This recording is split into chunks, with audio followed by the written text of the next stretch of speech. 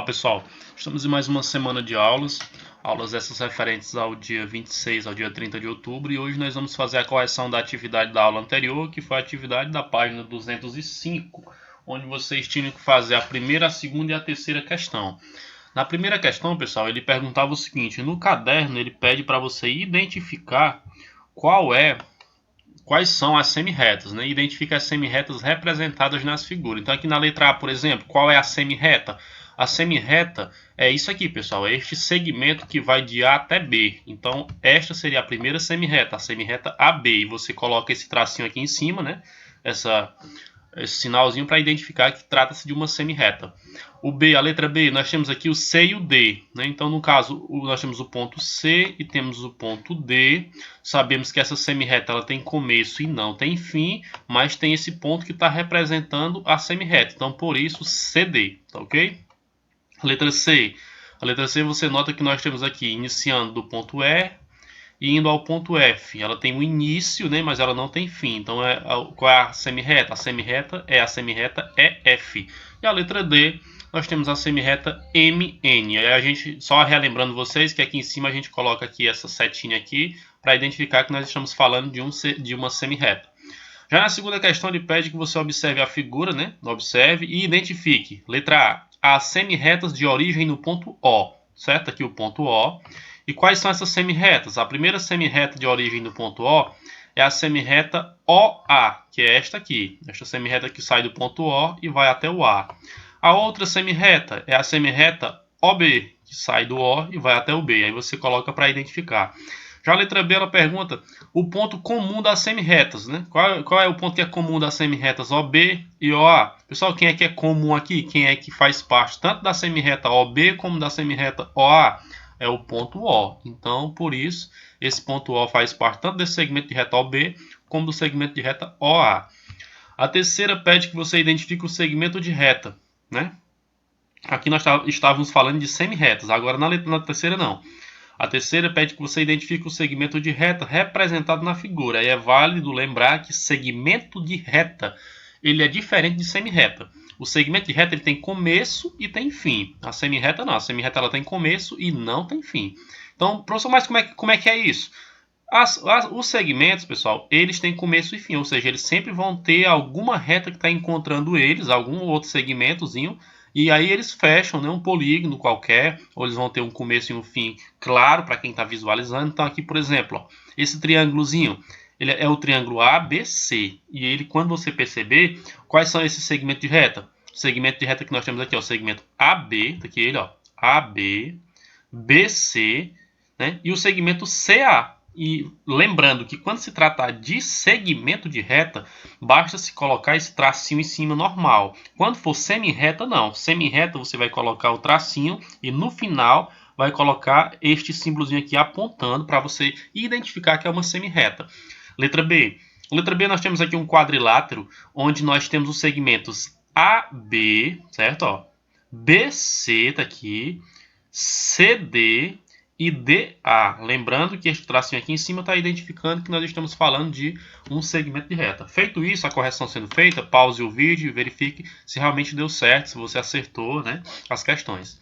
Vamos agora relembrar. Relembrando as retas, é válido lembrar que o segmento de reta ele tem começo e fim, que é o que eu já tinha acabado de falar. Semirreta tem começo e não tem fim, só para lembrar também.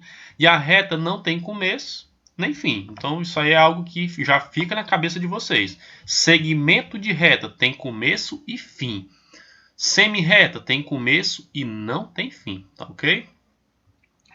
Só para lembrar também que é válido lembrar que vértice é a mesma coisa que ponto de origem da reta, tá bom? Agora vamos para a parte dos ângulos. Primeiro, o que é um ângulo, né? Os ângulos eles estão presentes em quase todos os objetos da nossa vida, né? Da natureza. E vamos ver alguns exemplos. Aqui uma asa delta. Você nota que nós temos aqui na asa delta a ideia de ângulo, né? Você nota que nós temos aqui ele diz até assim: veja o ângulo formado pelo bico e as asas desse asa delta, né? Você está vendo aqui que nós temos aqui essa linha em vermelho. Está se formando um ângulo aí. Também aqui quando nós falamos desse veleiro, né? Desse navio. Você está vendo aqui também o ângulo formado pela montanha e o mar. Você nota bem aqui o ângulo que está se formando entre o mar e essa montanha.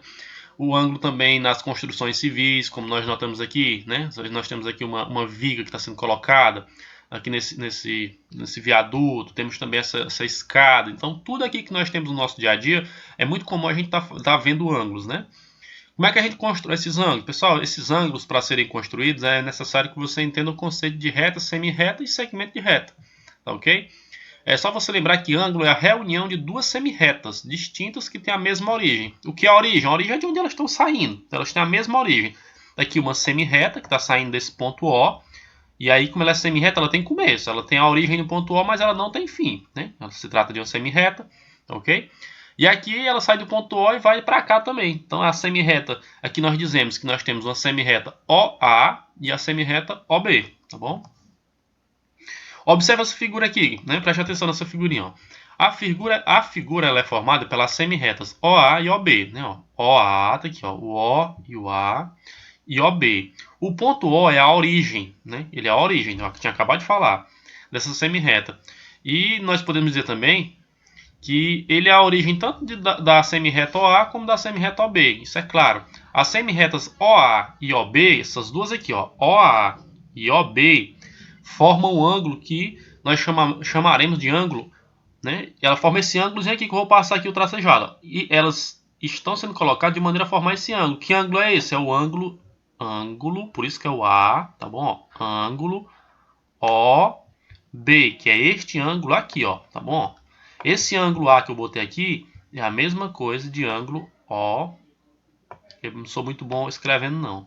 OB, tá ok? Então já fica claro para vocês que essas duas semi-retas formam esse ângulo. O ponto E, esse ponto O, ele é a origem e também é o vértice do ângulo que nós estamos formando, que é o que eu tinha acabado de falar no slide anterior, certo? Quando é que ângulos são congruentes? Eles são congruentes quando eles possuem a mesma abertura, quando eles possuem o mesmo tamanho, né? Quando eles possuem o mesmo tamanho, eles são chamados de ângulos congruentes, tá bom? Medidas de ângulos. Nós vimos que os ângulos são formados por duas semi-retas que têm, né, de mesma origem distintas. Ou seja, elas são duas semi-retas que saem da mesma origem, mas que são distintas. Né, que é como se nós tivéssemos aqui a origemzinha que está sendo colocada. Esse é o ponto O da origem. Eu traço essa semi-reta vindo para cá. Né, ó. Vamos dizer que aqui tivesse um A.